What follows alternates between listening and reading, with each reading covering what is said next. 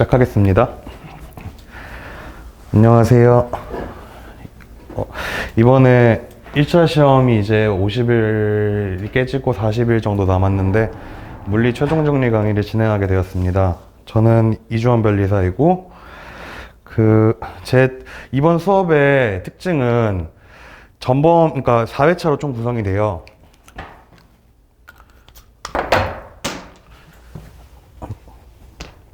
죄송합니다. 4회차로 구성이 되는데 여기서 매 회차마다 15문제를 풀 거예요. 근데 이 15문제가 변리사 시험, 피트, 7급 공무원 시험 중 여기는 좀 난이도가 높은 게 있어요. 그리고 7급도 난이도가 높은 게 있고 좀 낮은 것도 있어요. 근데 이 중에서 이제 저희 시험이랑 가장 가까운 문제 위주로 풀 거고, 매 회차는 전범위로 구성이 돼요. 역학부터 현대물리까지. 그래서 예를 들면 교류 같은 문제, 좀 비중 낮은 문제들은 한 2문제 정도 넣어놨어요. 이 4회차 중에. 총 60문제를 풀 건데 비중대로 제가 문제를 분배를 했고요. 그래서 매 회차마다 이제 1회독하는 느낌으로 진행할 거고, 이론 정리 간단하게 한 다음에 문제풀이 할 거예요. 근데 최종 정리 강의인 만큼 너무 자세하게 설명을 못 드릴 수 있어가지고 좀 어려우실 수 있어요. 그리고 제 특강을 들으셨던 분들은 문제가 한 절반 정도 겹쳐요. 근데 그 중에서 어려운 문제나 중요한 문제 위주로 넣어놨으니까 한번 같이 보도록 하겠습니다. 이거 제가 맨날 강의 끝날 때 알려드려가지고 이제 질문을 많이 못 주시는 분들이 계셔가지고, 혹시 질문 있으시면 제 카톡 아이디니까 이쪽으로 질문 주세요. 시작하겠습니다. 1번 문제 한번 읽어보실게요.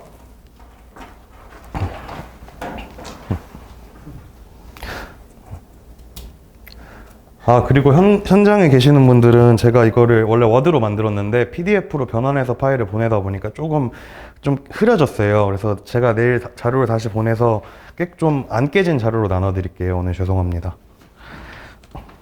보실만 하시죠, 그래도? 자, 문제를 보면 힘의 평형 문제 혹은 작용 반작용 문제라고 알 수 있어요. 저희가 운동 방정식을 세울 때 가장 먼저 떠올려야 되는 공식이 시그마 F는 MA예요. 이때 이 시그마 F가 나타내는 것은 모든 외력이에요.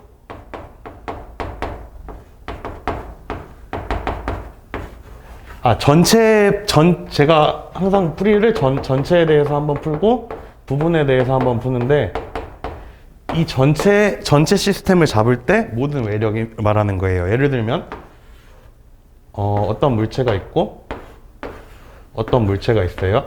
여기 F1이 작용하고 여기 F2가 작용해요. 그러면 이 전체를 시스템으로 한번 잡을 때 운동 방정식을 먼저 푸는데, 시그마 F는 F1 더하기 F2, 즉 두 개의 합력이 될 것이고, 여기 M은 제가 잡은 시스템의 질량이에요. 즉 M1 더하기 M2가 질량이 될 거예요. M1 더하기 M2. 그다음 이 전체 가속도를 A로 놔두는 거예요. 이때 등장한 것은 외력만 등장했어요.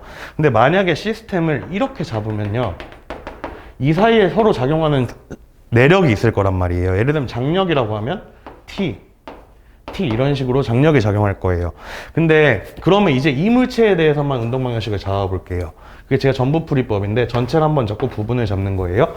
그럼 여기서는 F2 빼기 T는 제가 잡은 시스템의 질량, 즉 M2 위에서 구한 가속도 A 이렇게 나타나게 돼요. 그럼 부분에서는 이제 내력이 등장해요. 근데 왜 전체를 잡을 때는 내력이 등장하지 않냐면 여기랑 힘이 같기 때문에 상쇄가 돼요. 그래서 이 시그마 F의 의미를 잘 이해해 주셔야 돼요. 이게 간단한 운동 방식 문제의 풀이였고, 그럼 만약에 문제를 읽었는데 정지에 있다 혹은 등속도 운동을 한다, 그럼 그게 무슨 뜻일까요?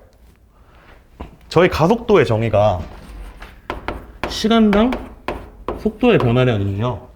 정지에 있다 혹은 등속도 운동을 한다 하면 dv가 빵이겠죠. 변화량이니까. v는 존재하는데 변화량, v의 변화량은 존재하지 않아요. 그래서 만약에 문제를 푸시다가 정지에 있다 혹은 등속도 운동을 한다 라는 키워드가 잡히면 바로 시그마 F는 MA에서 빵을 떠올려 주셔야 돼요. 그럼 이게 무슨 의미냐 하면 힘의 평형 상태라는 뜻이에요. 그러면 이제 또 쭉쭉쭉 나가서 힘의 평형, 즉 예를 들면 여기 F1이 작용하고 있고 F2가 작용하고 있을 때 시그마 S는 F2 빼기 F1이 될 거예요. 혹은 F1 빼기 F2라고 해도 돼요. 여기 방향을 잡는 거는 운동 방향으로 잡아주시면 돼요. 이쪽으로 운동하고 있으면 뭐 F2가 양수일 거고 이쪽으로 운동하고 있으면 F1이 양수일 거예요. 그럼 예를 들면 힘의 평형이니까 어차피 상관없으니까 잡아주면 MA인데 등속이니까 혹은 정지에 있으니까 빵이 돼요. 즉 힘의 평형은 F2와 F1이 같은 상태가 되는 걸 의미해요. 그러면 이제 이거와 구별하셔야 될 게 작용과 반작용이에요. 작용과 반작용은 뭐냐면 힘의 평형은 한 물체에 서로 다른 두 힘이 작용할 때 힘의 평형이라고 해요. 하지만 작용과 반작용은 상호작용을 함에 있어서 예를 들면 책상에다가 물병을 올려놨어요. 그럼 이 물병은 책상을 아래로 밀 거예요. F만큼 민다고 할게요. 그럼 이 책상은 둘 다 지금 정지해 있잖아요. 책상은 이 물병을 위로 떠받칠 거예요. 그 힘을 수직항력이라고 해요. 그럼 작용과 반작용은 한 힘이에요. 같은 힘인데 서로 작용하는 힘이에요. 반면에 이 물체는 지금 멈춰 있잖아요. 그럼 힘의 평형 상태예요. 그럼 이 물체는 두 힘이 작용한다는 소리예요. 이 수직항력과 이 물체만 따로 보면 수직항력과 중력. 즉 힘의 평형은 서로 힘이 여러 가지가 나올 때 사용하는 개념이고 작용과 반작용은 한 힘인데 관점을 달리할 때 보이는 힘이에요. 그러면 어떻게 구별을 하냐? 제가 특강 때도 말씀드렸는데 주어와 목적어를 바꿔서 일치하면 작용과 반작용이에요. 예를 들면 제가 분필을 잡는 힘. 그러면 주어와 목적어를 바꾸면 어떻게 될까요? 분필이 저를 잡는 힘인데 말이 안 되니까 조금 바꿔서 이건 좀 이상하네요. 예를 들면 이걸 다시 볼게요. 그렇게 하시면 되는데 여기서 분필이 저를 잡을 수 없으니까 이상해진 거예요. 꽃병이 책상을 누르는 힘이라고 할게요. 꽃병이 서브젝트, 꽃병이 책상을 오브젝트 누르는 힘. 그럼 서브젝트랑 오브젝트를 바꾸면 책상이 꽃병을 누를 수가 없으니까 이번엔 떠받치는 힘이 될 거예요. 그러면 얘는 지금 주어와 목적어를 바꿨을 때 완벽히 힘이 일치하죠. 이럴 때 작용과 반작용이라고 해요. 그럼 이제 문제 한번 풀어볼게요. 그림은 줄 A에 매달려 있는 남자와 남자가 잡고 있는 줄 B에 매달려 있는 여자가 정지해 있는 모습을 나타낸 것이다. 즉 여기 남자가 A 줄에 매달려 있고 B 줄 밑에 여자가 매달려 있어요. 근데 여기서 중요한 거 정지가 키워드죠. 정지 이런 거 나오면 바로 체크해 주시고 가속도가 없구나, 힘의 평형에 대한 문제구나, 이걸 바로 체킹해 주시고 이에 대한 설명을 옳은 것을 모두 고르시면 여자에 작용하는 합력은 0이다. 지금 기억은 당연한 소리죠. 저희가 정지를 잡았기 때문에. 왜? 합력은 시그마 F죠. 근데 가속도가 빵이기 때문에 0이에요. 기억은 맞는 말. 니은 B가 남자를 잡아당기는 힘의 크기와 즉 이 B는 장력으로 남자를 아래로 잡아당길 거예요. 그 다음에 B가 여자를 당기는 힘의 크기는 같다. 자, 이거는 줄의 장력은 모든 점에서 같아요. 근데 이게 도르래가 등장하기 시작하면 좀 다르기 시작하는데 혹은 나중에 배울 이제 이게 줄에 무게가 있으면 좀 달라요. 근데 이런 문제에서 무게가 당연히 없다고 나올 거예요.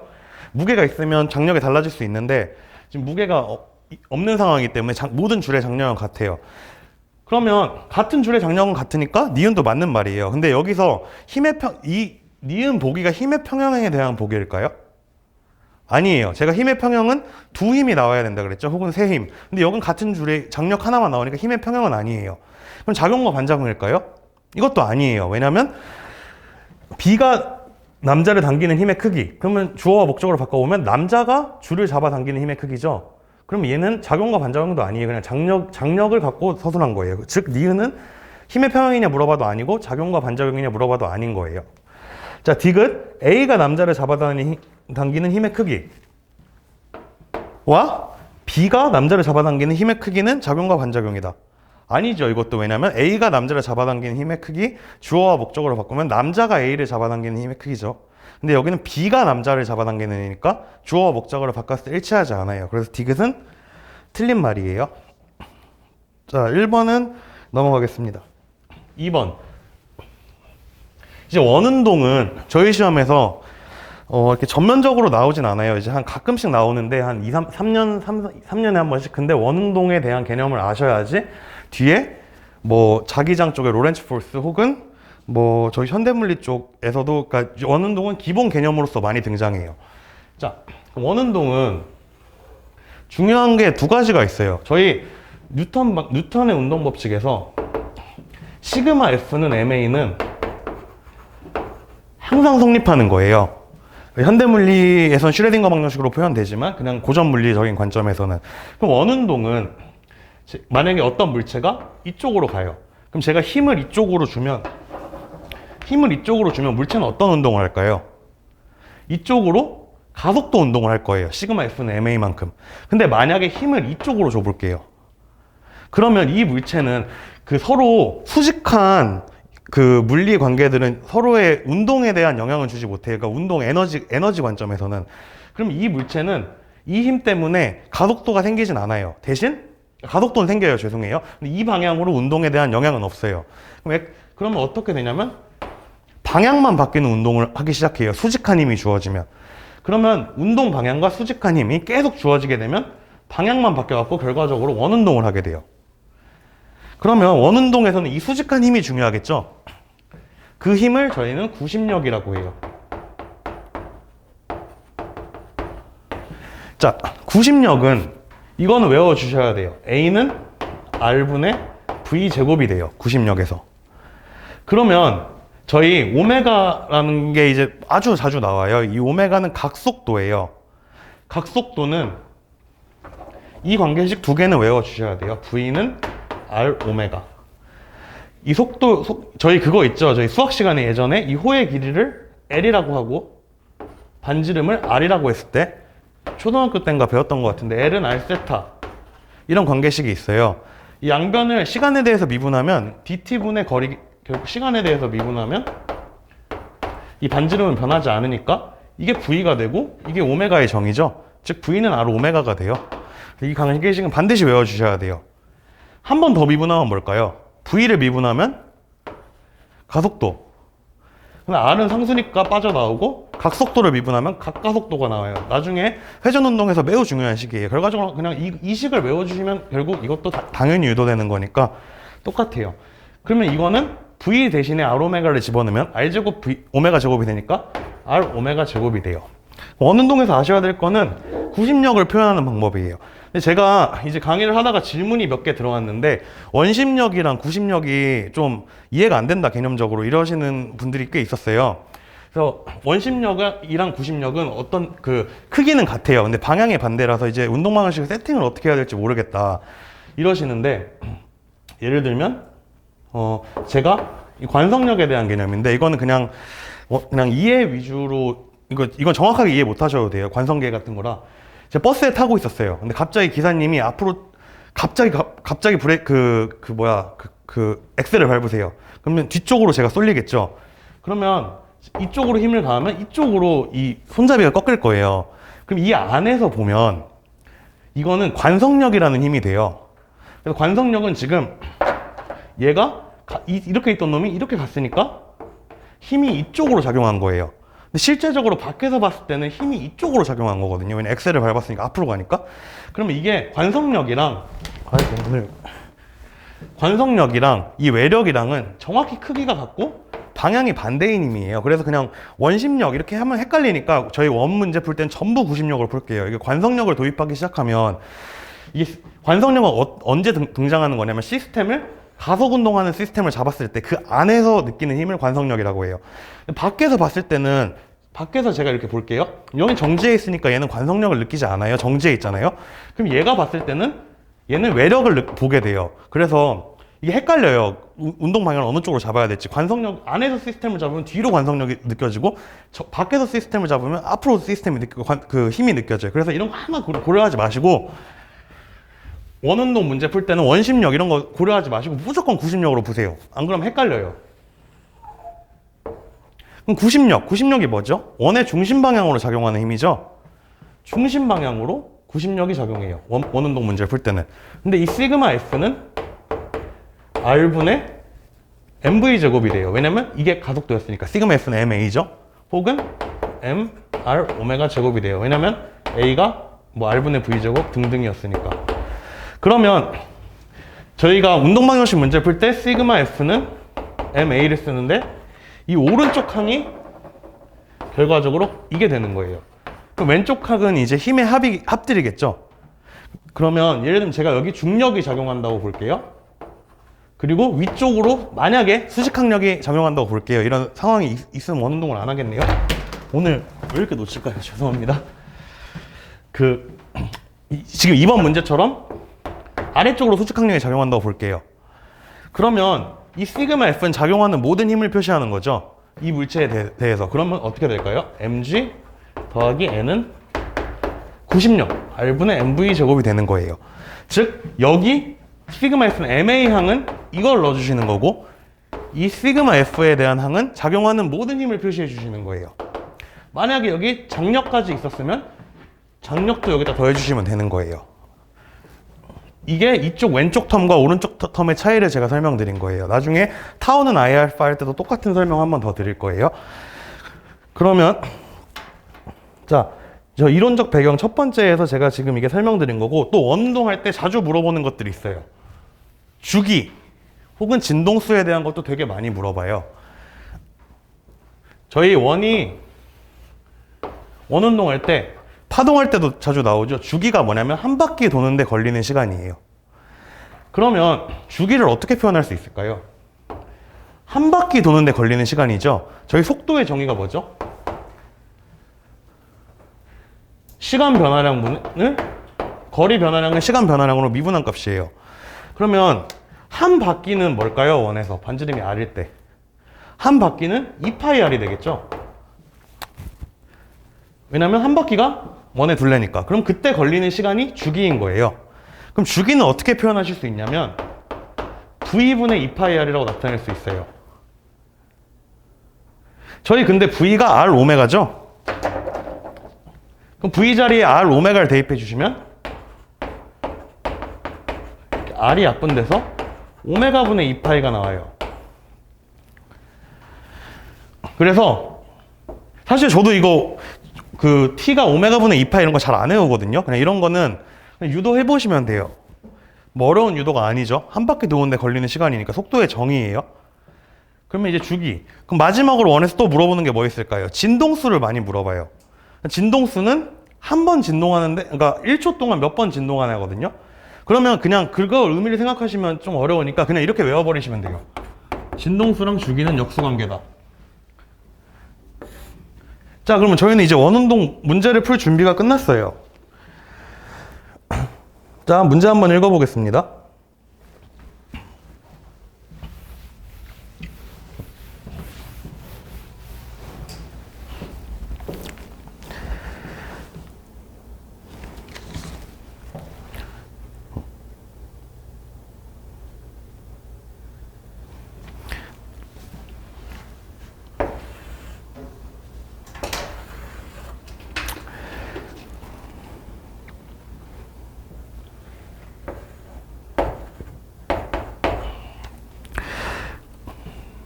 자, 원형 트랙을 돈대요. M 질량 줬고 이 물체가 원형 트랙을 돌기 위해 필요한 제일 낮은 위치의 속력을 물어보는 문제예요. 그러면 보통 저도 이 문제를 처음 봤을 때 옛날에 제가 중학교 때 봤던 것 같은데 하이탑 같은 데서 제일 낮은 쪽을 물어봤잖아요. 그러면 이쪽에서 뭘 해결을 하시려고 해요. 근데 이쪽에서는 아무것도 해결할 수가 없어요. 그래서 이 문제를 아시면 풀고 모르시면 못 푸시는 문제가 되는 거예요. 여기서 뭘 해보려고 해봤자 아무 해결이 안 돼요. 그럼 저희가 돌라면 이제 생각을 해봐야 돼요. 어떻게 풀까? 그러면 만약에 이 속도가 너무 느리면 어떻게 될까요? 저희 롤러코스터 타는데 롤러코스터가 만약에 원형 궤도에서 천천히 가요? 그럼 올라가다가 못 올라가고 다시 내려올 거예요. 만약에 너무 롤러코스터 속도가 낮으면 올라가려다가 못 가겠다 하고 내려올 거예요. 그러면 만약에 충분히 빠르면 어떻게 될까요? 슉 돌겠죠? 그러면 아슬아슬하게 돌기 위한 속도를 구하려면 즉 제일 위쪽에서가 중요한 핵심이 되는 거예요. 이 문제를 푸실 때는. 왜냐면 아래쪽은 어차피 속도가 빨라요. 근데 위쪽에서 진짜 아슬아슬하게 돌기 시작하는 속도를 물어보는 거예요. 그럼 저희 운동 방식을 위쪽에서 세워야겠구나. 이 포인트를 잡아주셔야 되는 거예요. 이 문제에서는. 그래서 이런 문제는 아시면 푸시고 모르시면 못 푸시는 문제가 돼요. 그럼 위쪽에서 제가 운동 방식을 한번 세워볼게요. 시스템을 얘로 잡으면 작용하는 시그마 F는 MA죠. 근데 원운동이니까 일단 오른쪽 텀은 무조건 R분의 MV 제곱이 되겠구나. 혹은 MR 오메가 제곱이 되겠구나. 이쪽은 신경 안 쓰셔도 되는 텀이에요, 이제. 그럼 왼쪽 텀에서 작용하는 모든 힘을 표시해 볼게요. 트랙이 이렇게 있으니까 수직 항력이 작용하고 얘는 중력이 작용하게 될 거예요. 다른 힘은 더 이상 없죠. 그럼 왼쪽은 작용하는 모든 힘을 쓰는 텀이니까 mg 더하기 수직 항력이 돼요. 근데 저희 위쪽에서 속도가 빠르면 아래쪽에서 속도가 당연히 빠르고 위쪽에서 속도가 느리면 아래쪽은 속도가 당연히 느리게 돼요. 제가 이론적 배경에서 에너지 보존 법칙을 좀 패스하고 왔는데 상식적으로 롤러코스터가 T익스프레스 같은 거 엄청 빨리 돌죠? 여기서 빨리 돌면 여기서 무서우면 여기서도 당연히 무서워요. 근데 여기서 안 무서워요. 그럼 여기서도 안 무서울 거예요. 즉 위쪽의 속도가 빨라야지 아래쪽의 속도가 빨라요. 저희 지금 물어본 아래쪽 속도를 물어봤죠? 그럼 위쪽의 속도가 제일 낮아야지 아슬아슬하게 돌 거 아니에요. 그럼 이게 작아야 돼요, 이 값이. 그러면 어떻게 될까요? 얘가 조정할 수 있는 값이니까 수직항력이 빵이 돼야 돼요. 왜냐면 질량은 변하지 않고 이 물체의 중력 가속도도 변하지 않기 때문에. 즉 이게 아슬아슬하게 돌기 위해서는 mg가 r분의 mv 제곱이 돼야 돼요. 그러면 mm 약분되고 결국 v는 루트 gr이 돼요. 이거는 이거 한 거예요. 그럼 위쪽에서 속도를 다 깨달았어요. 그럼 이제 저희가 물어본 게 위쪽이 아니죠? 여기까지 하시고 문제 뭐 푸시는지 까먹고 1번 찍고 넘어가시면 진짜 한 문제 타이로 틀리시면 진짜 가슴이 아프니까 또 낚시로 루트 GR도 있네요. 저희 문제를 뭐 푸는지 항상 기억을 하시고 계셔야 돼요. 자, 그럼 위쪽에서 속도를 구했어요. 그러면 외력이 존재하지 않을 때 에너지는 보존돼요. 이거는 항상 너무 중요한 공식이에요. 근데 여기서 제가 외력이 존재하지 않을 때 에너지는 보존된다라고 했죠. 근데 이 외력이 뭘까요? 저희 에너지 보존은 보통 세 가지 텀이 있어요. 키네틱 에너지 2분의 1 MV 제곱, 혹은 중력 포텐셜 에너지 mgh, 혹은 탄성 포텐셜 에너지 2분의 1 kx 제곱이 돼요. 그러면 키네틱 에너지는 일단 어떤 힘은 아니고 중력 포텐셜 에너지는 왜 느끼는 걸까요? 중력 때문에 느끼는 거죠. 즉 얘는 mg. 이 포텐셜 에너지는 왜 느끼는 걸까요? 탄성력 때문에 느끼는 거예요. 이거는 좀 뒷시간에 할 건데 kx가 돼요. 마이너스. 그러면 mg랑 kx는 이미 에너지 보존식에 포함이 돼 있어요. 그러면 중력과 탄성력은 이때는 외력으로 보지 않아요. 왜냐면 이미 에너지 보존식에 포함이 돼 있기 때문에. 근데 만약에 저희가 여기 자기 에너지까지 보존이 된다. 예를 들면 저희가 에너지 보존을 범위를 자기까지 잡아줬어요. 그럼 자기력에 관한 식도 외력이 아니게 되는 거예요. 근데 저희는 자기력에 대한 식은 보통 에너지 보존에 안 넣기 때문에 이 자기력이 만약에 여기 작용했다면 이거는 외력이 작용해서 에너지가 보존되지 않는 상황이에요. 그러니까 저희 레인지를 에너지 보존을 만약에 여기까지만 잡으면 중력까지가 외력이 아닌 거고 이땐 탄성력이 외력이 되는 거예요. 범위를 여기까지 잡으면 탄성력까지 에너지가 보존이 되는 거예요. 그럼 이 문제에서는 저희 보통 중력, 탄성력까지 잡거든요. 그럼 이 문제에서 중력 말고 수직항력이 빵이니까 다른 힘이 없죠. 그럼 에너지가 보존이 돼요. 그러면 제일 위쪽에서의 속력 저희가 구했죠. V는 루트 GR. 그럼 이쪽에서의 키네틱 에너지 더하기 이쪽에서의 포텐셜 에너지는 이쪽에서의 키네틱 에너지 더하기 이쪽에서의 포텐셜 에너지가 돼요. 왜냐면 에너지는 보존되니까 두 개의 합은 같아요. 그렇다 치면 여기 지금 반지름이 R이니까 지름은 2R이겠죠? 그럼 여기를 기준으로 놓으면 여기 키네틱 에너지는 뭘까요? 2분의 1 m 저희 구해야 되는 거 V'의 제곱이라고 할게요. 여기가 기준이니까 여기 높이는 없어요. mgH가 포텐셜 에너지인데 H가 빵이니까 포텐셜은 없어요. 그럼 이제 위쪽은 아까 구했죠? V제곱 이거니까 2분의 1 m GR이 될 거예요. V 제곱한 거예요. 위쪽에서 키네틱 에너지. 위쪽의 속도 아까 구했죠? 더하기 mgh인데 h 자리에 이번에는 높이가 2r만큼 있으니까 2r이 될 거예요. 그럼 정리하시면 2 곱할게요. m 나누고 2 곱하면 4가 되겠죠? 그러면 V제곱은 5gr이 될 거예요. 즉 바텀에서의 속도는 루트 5gr이 될 거예요. 자, 이 문제 핵심 뭐였죠? 아래쪽을 물어봤는데 저희가 운동 방정식을 아래쪽을 안 잡았어요. 이래서 이 문제는 모르시면 못 푸시는 문제가 돼요. 왜냐면 문제 아래쪽을 물어봤으면 보통 저희는 상식적으로 아래쪽에서 해결을 하고 싶거든요. 근데 이건 아래쪽에서 아무 정보를 알 수가 없어요. 위쪽에서 안 다음에 아래쪽으로 내려와 주셔야 되는 문제예요. 자, 3번. 방금 했던 에너지 보존 문제네요. 문제 한번 읽어보실게요. 이거 되게 괜찮은 문제고 난이도가 높지 않아요. 근데 저희 시험에 충분히 나올 수 있어요.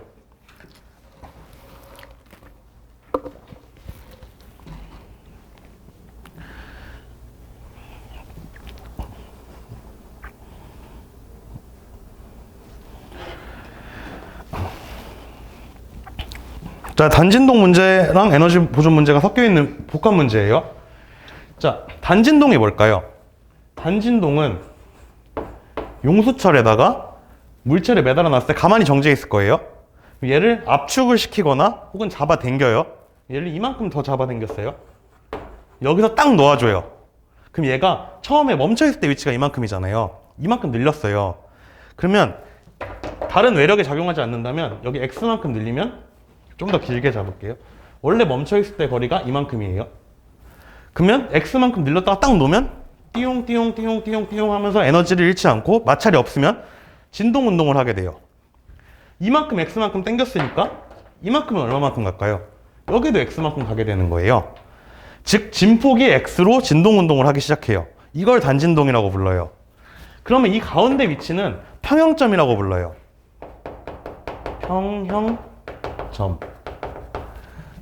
이 평형점을 기준으로 처음에 줬던 진폭만큼 띠용띠용띠용띠용띠용띠용 이렇게 하는 운동을 단진동이라 그래요. 자, 그러면 저희 이런 문제 풀 때 가장 중요한 거 평형점이 일단 중요하시고요. 얼마만큼 잡아 당겼냐가 중요해요. 그럼 왜 운동을 할까요? 탄성력 때문에 하는 거예요. 그럼 여기 초기 길이를 x0라고 했을 때 저희 탄성력은 식이 F는 마이너스 kx예요. 왜냐면 용수철을 잡아 당기면 너무 이쪽으로 가고 싶어서 힘이 이쪽으로 작용해요. 그리고 이쪽에 가 있으면 너무 이쪽으로 가고 싶어서 원래대로 돌아가고 싶어서 힘이 이쪽으로 다시 작용해요. 그래서 탄성력은 이건 부호가 그 의미고 kx라는 거리에 비례하는 힘이 작용해요. 근데 이 거리는 얘랑 무관해요. 얘랑 상관없이 늘어난 길이, 즉 얼만큼 늘렸냐 가만히 있을 때에 비해서 여기 길이에 의존하는 값이에요. 그럼 이때 저장된 에너지는 아까 살짝 했는데 2분의 1 kx 제곱이 돼요. 왜냐면 저희 에너지가 워크는 fs거든요. 근데 원래 dw는 dfs가 돼요. 근데 즉 이게 단위가 줄이라서 양변을 적분하면 워크는 인테그럴 fds가 되고 탄성력이 kx이기 때문에 부호 무시하시면 kx dx가 돼서 2분의 1 kx 제곱이 돼요. 적분 모르시면 이거라도 외워주셔야 돼요. 자, 그러면 이제 문제 풀 준비가 거의 끝났어요. 거의 끝났어요. 자, 여기 뭐 F는 KX. 자, 단진동을 할 때 이제 방정식을 잡을 거예요. 막 단진동 방정식을 잡을 때 뭐 V는 뭐 X는 X, 뭐 X0 사인 오메가 T 이러면서 잡거든요. 하나도 하지 마시고 그냥 외워야 될 것이라 말씀드렸었어요. 오메가는 맨날 물어보는 게 오메가랑 주기 물어봐요. 딱 두 개 물어봐요. 그럼 오메가는 뭐냐면 제가 O 변상하면서 특강 때 했었는데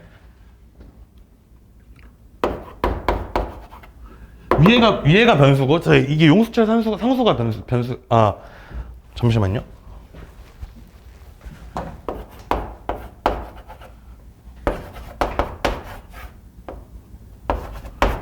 자, 이 질량이 변수죠. 이건 용수철에 대한 관련된 값이고 K는 용수철이 한번 정해지면 K 값은 변하지 않아요. 근데 뭘 매달아 놓냐 그게 변하니까 밑에가 변수가 돼요. 그래서 뭐 이건 그냥 외우시면 되는데 제가 쉽게 외우려고 그때 O 변상 했었던 것 같은데 그냥 외우시면 돼요.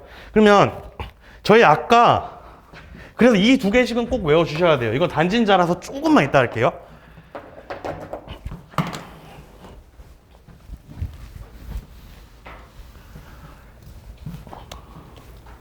자, 저희 오메가가 2파이 나누기 t였죠, 아까.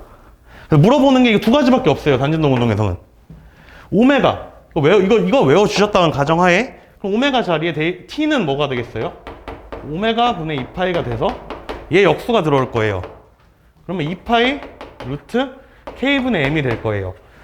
둘 다 외우실 필요가 절대 없어요. 얘를 외워주시면 얘는 오메가의 정의 때문에 주기는 당연히 이렇게 튀어나오시는 거예요. 최대한 외우시는 걸 줄이시고 법 과목 쪽에서 외우셔야 되니까 이 식은 아셔야 되는 식, 이 식도 아셔야 되는 식. 그럼 주기는 당연히 유도되는 식이에요. 자, 저희가 단진동 운동에서 오메가는 루트 n분의 k였어요. 그럼 밑에 써놓은 건 뭐냐? 이거는 저희 시험에는 아직 안 나왔는데 나올 수 있어요, 충분히. 단진자예요. 단진자는 뭐냐면 비슷해요. 여기 매달아 놓고 길이가 L이에요. 이 진자에. 얘를 이렇게 잡았다가 놓으면 시계추처럼 띠용띠용띠용띠용 이렇게 운동할 거예요. 그때의 각속도와 주기에 대한 식이에요. 이 실의 길이에만 의존하는 값이에요. 그러면 근데 이 꼴이 비슷해요.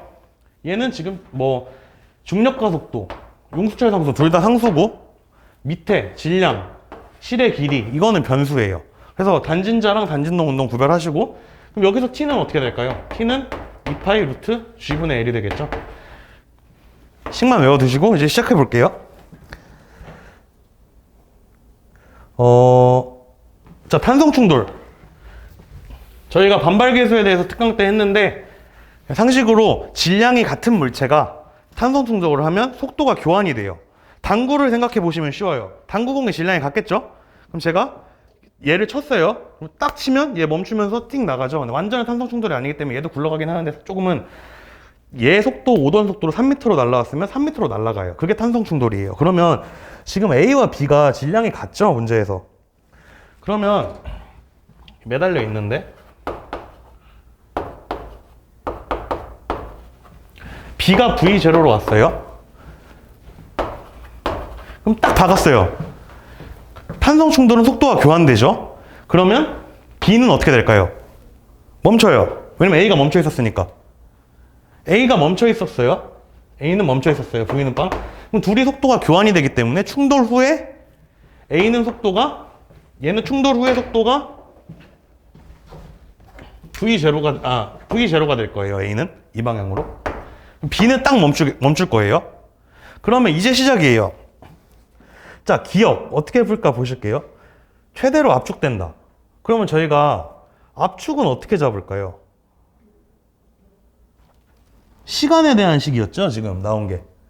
그러면 지금 뭐 KM 나왔으니까 이거 주기 물어본 거구나. 이런 걸 바로 캐치해 주셔야 돼요. 최대로 압축되는 시간을 물어봤으니까. 그럼 저희 아까 단진동 운동의 주기가 식이 뭐였죠? 오메가가 루트 이거니까 주기는 2파이 루트 K분의 M이에요. 그러면 잘 생각을 하셔야 되는 게 A가 지금 여기 이렇게 매달려 있었어요. A만 볼게요. 그럼 B가 딱 와서 박았어요. 그럼 어떻게 되냐면 B가 박으면서 얘가 이 에너지가 있었죠. 운동 에너지가 생겨요. 운동 에너지를 잃으면서 압축이 시작이 돼요. 그럼 만약에 여기까지 갔을 때 딱 운동 에너지가 탄성 에너지로 다 저장이 됐어요. 예를 들면 에너지 보존 때문에 딱 박는 순간 A가 운동 에너지 가지고 응수철을 압축하기 시작해요. 가서 압축이 됐어요. 그럼 어떻게 될까요? 얘는 다시 돌아올 거예요. X만큼 갔다고 치면. 그럼 다시 X만큼 A가 갈 거예요. A가 여기까지 갈 거예요. 얘가 여기를 중심으로 띠용 이렇게 하는 운동이 되는 거예요. 즉 최대로 압축됐을 때가 4분의 1 주기인 게 이 문제의 핵심이에요. 왜냐면 딱 박았을 때가 평형점이거든요. 어떻게 될까? 그때부터 생각을 해보시는 거예요. 얘가 운동 에너지를 잃으면서 쭉 압축이 됐다가 다시 탄성 에너지가 운동 에너지로 바뀌면서 다시 와서 제가 아까 제일 처음에 뭐라 그랬죠? X만큼 갔으면 X만큼 다시 일로 간다 그랬죠? 그럼 일로 X만큼 갔다가 다시 돌아오는 운동을 할 거예요.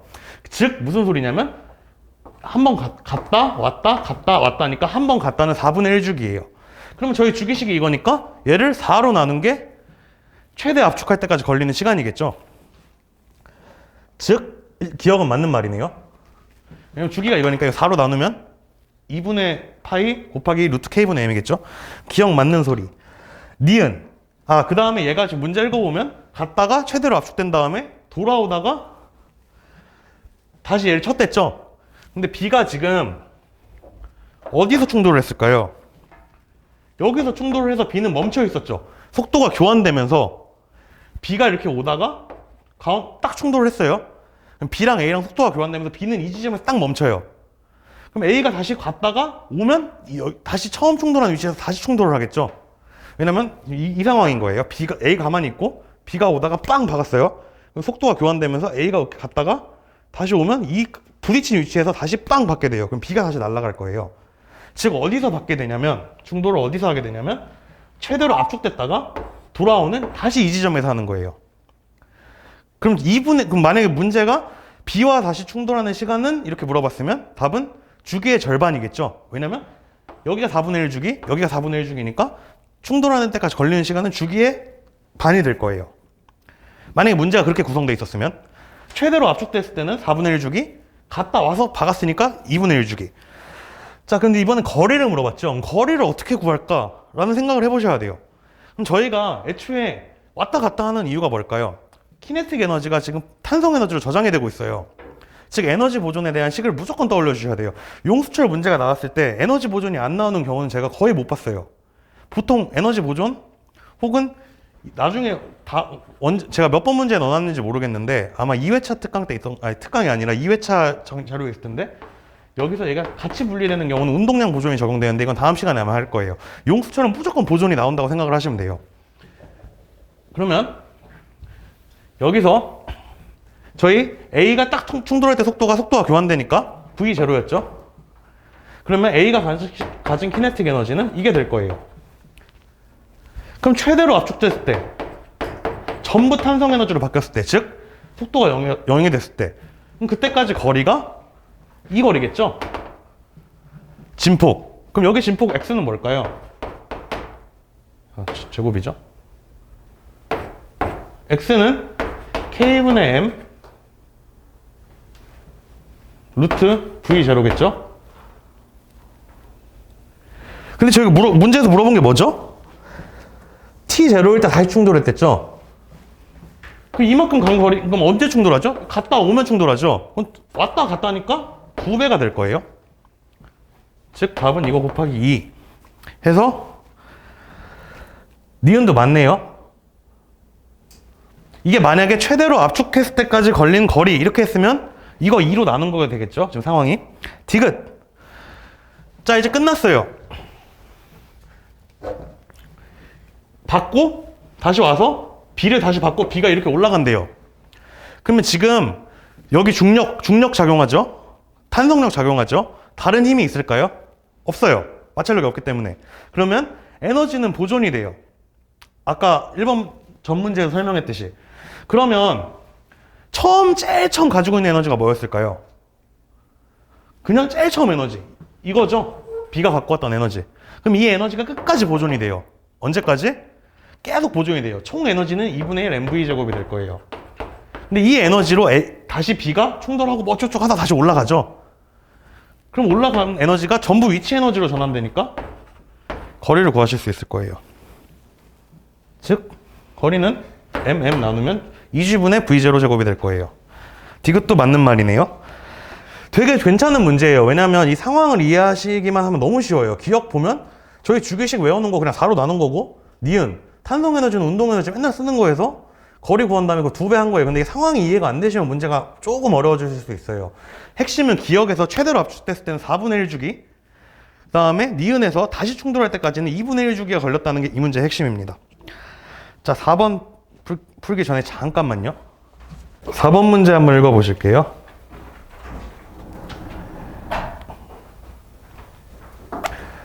이 토크 문제가 매년 나와요.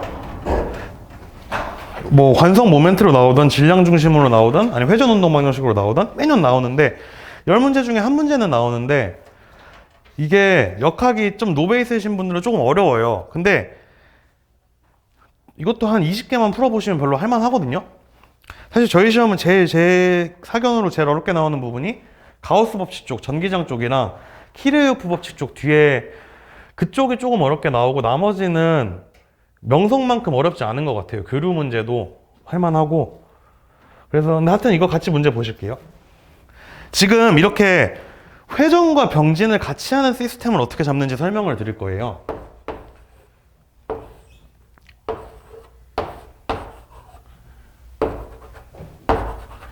일단 관성 모멘트 I 이거 구하라고 유형이 뭐가 있냐면요, 구하라고 나오는 문제가 있어요.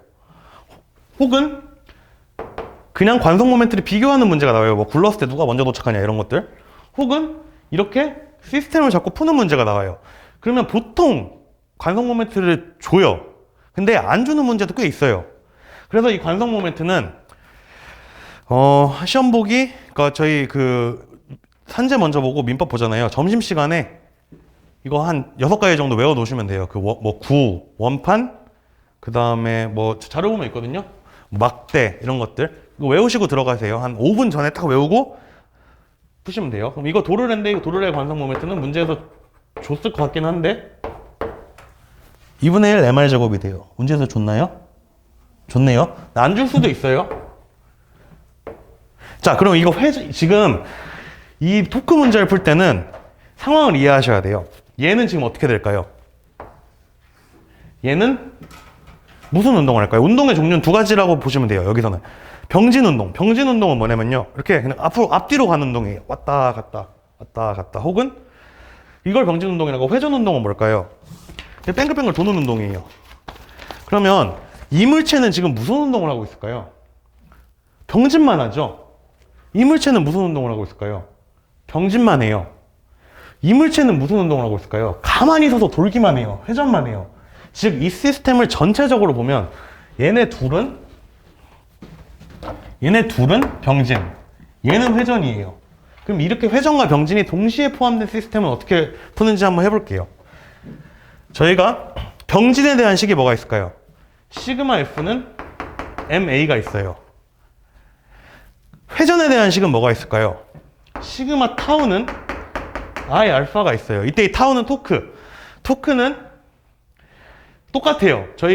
이쪽은 텀이 질량과 가속도였죠. 이쪽은 비슷한 거예요. 이게 회전 질량이거든요, 결과적으로. 관성 모멘트와 각가속도. 또 비슷한 의미예요. 왼쪽은 작용하는 모든 힘이었죠. 여긴 작용하는 모든 토크를 말하는 거예요. 토크가 뭐냐면, 이게 최종 정리니까 대충 설명드리면 회전시키게 하는 힘 같은 거예요. 그리고 얘랑 의미가 비슷하고 얘랑 의미가 비슷하다. 그럼 이런 문제 풀 때 어떻게 하냐? 병진에 대한 식을 하나 써주시고, 회전에 대한 식을 써주시고, 마지막으로 두 개를 연립을 해주시면 돼요. 연립을 할 때 저희 아까 꼭 외워야 된다는 거 있죠? V는 R 오메가. 양변 미분하면 A는 R 알파가 돼요. T로 미분하는 게 가속도고, 가속도죠. 그러면 얘네 둘을, 여긴 A고 여긴 알파니까 둘을 한 번에 처리하기 위한 연결고리가 필요해요. 그 연결고리가 A는 R 알파예요. 이 세 개를 쓰시면 그냥 문제 다 풀려요. 그러면 지금 병진 운동하는 놈은 뭐가 있을까요? 저희 여기다가 풀어볼게요. 병진 텀. 지금 병진을 누가 하죠? 얘랑 얘가 하죠?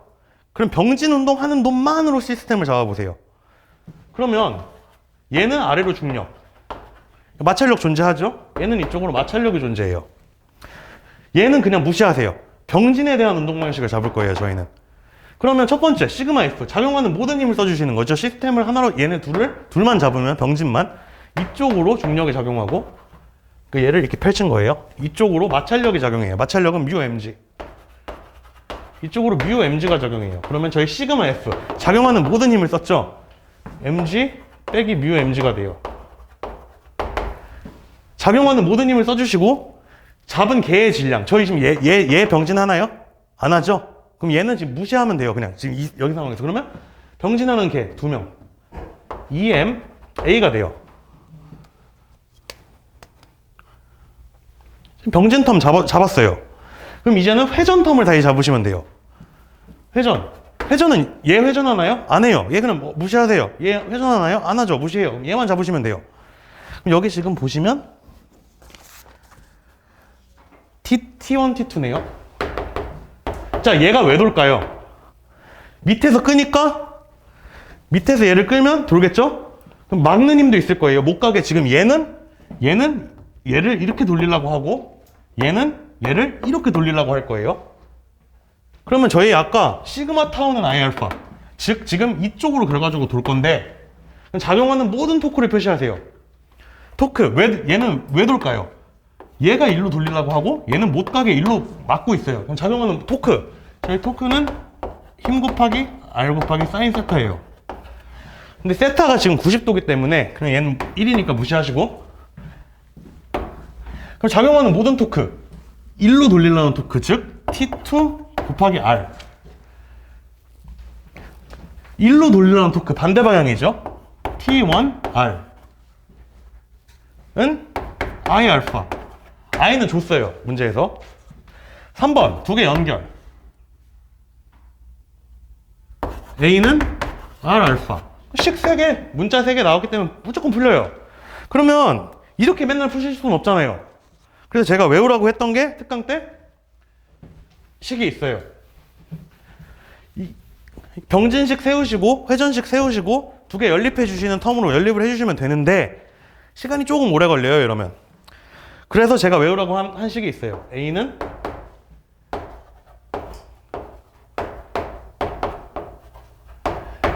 자, 이 식에 대해서 한번 설명드릴게요. 여기 3개 연립하면 이거 나오거든요.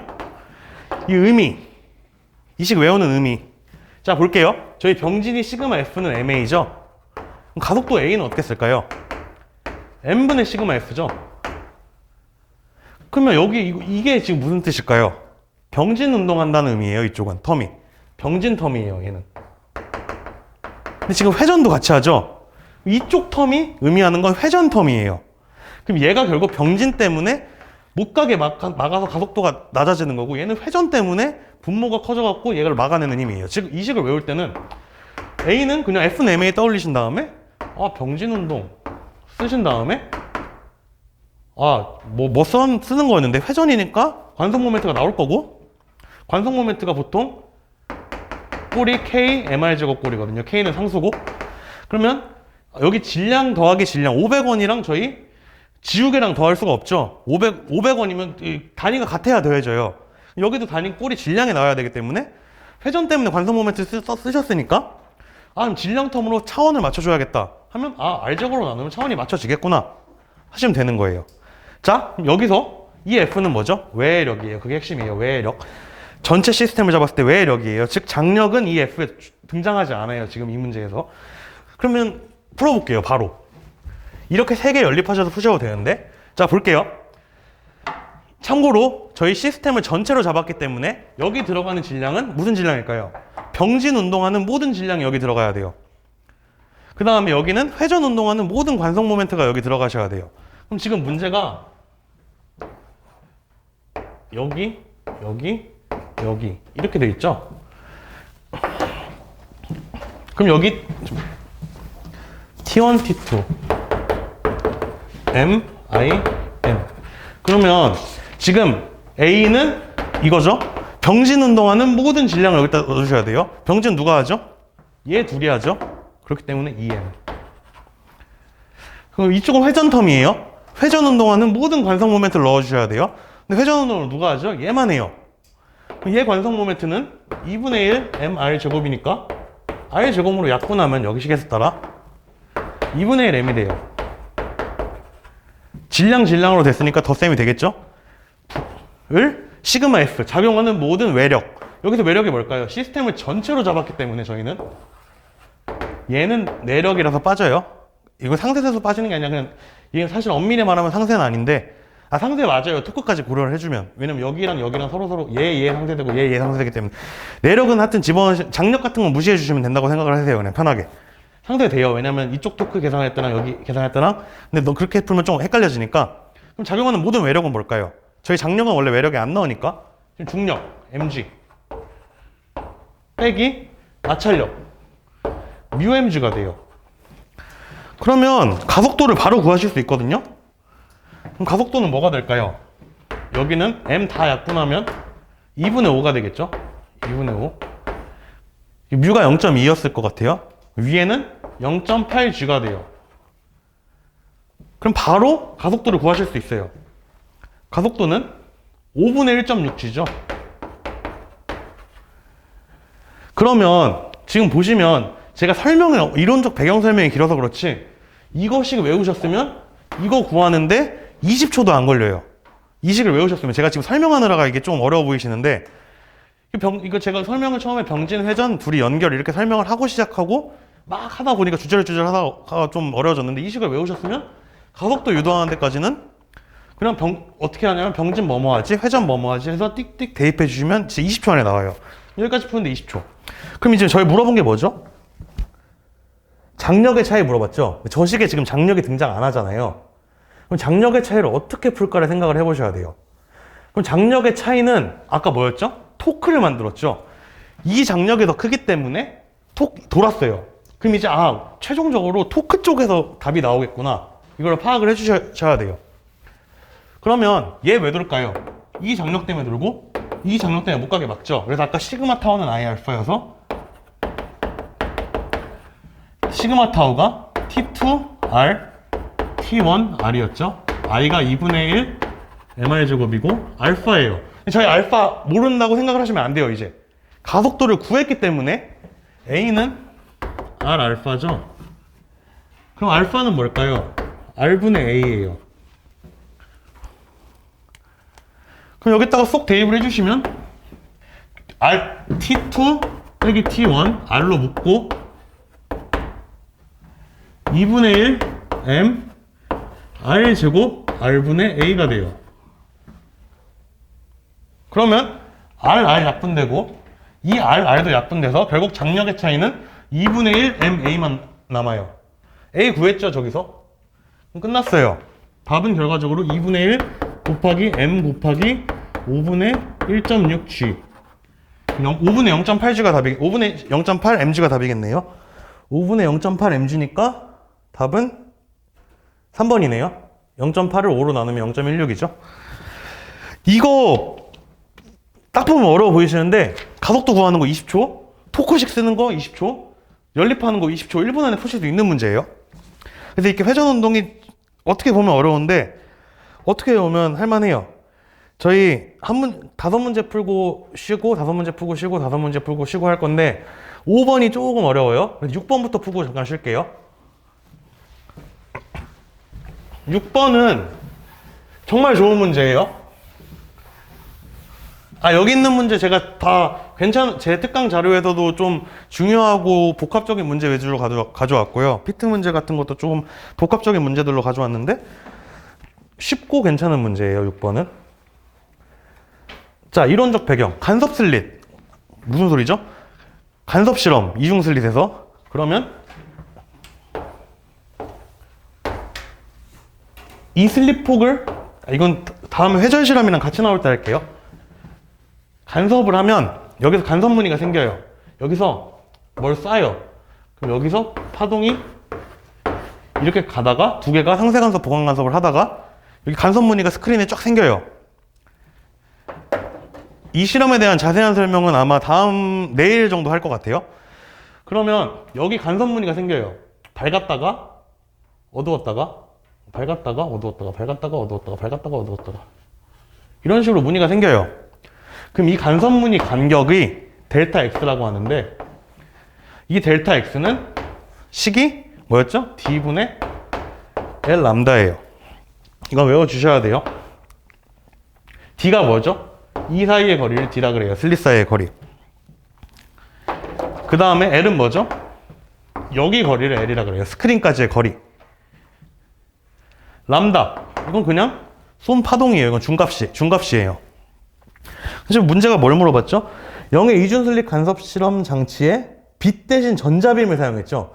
전자빔 이런 말이 나오면 드브로이 식이 나올 수 있겠구나. 항상 생각을 해주셔야 돼요.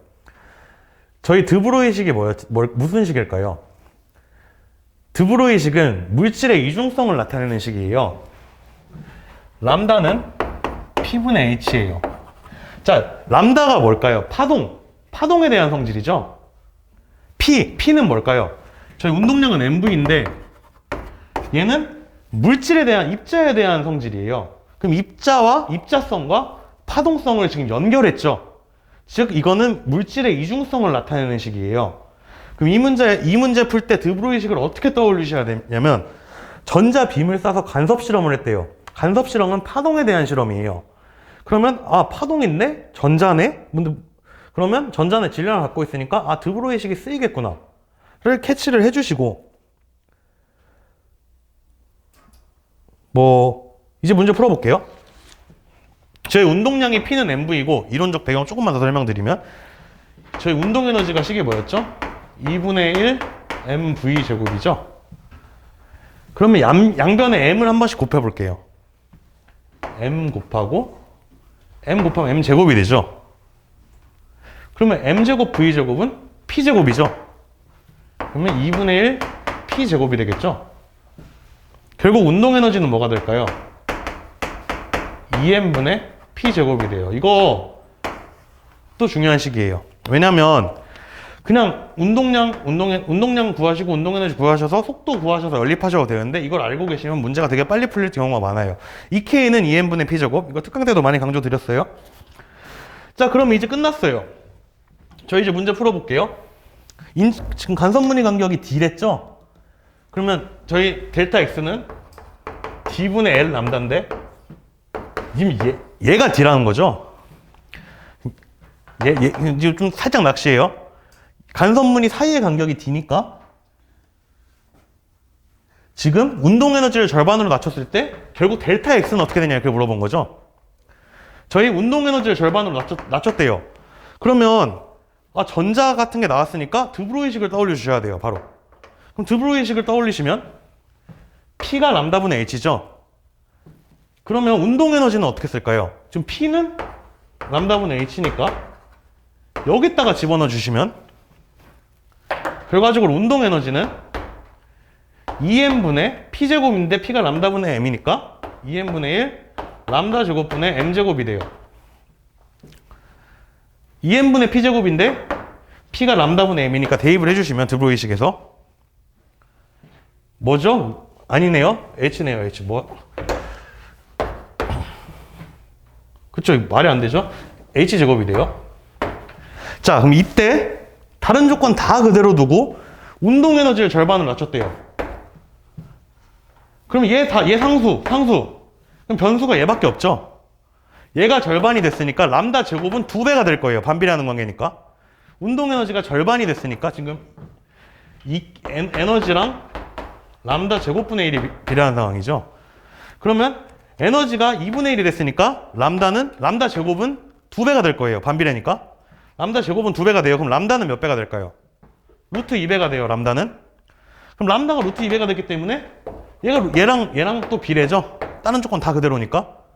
람다가 루트 2배가 됐기 때문에 간섭무늬 간격은 루트 2배가 돼요. 그래서 답은 3번이네요.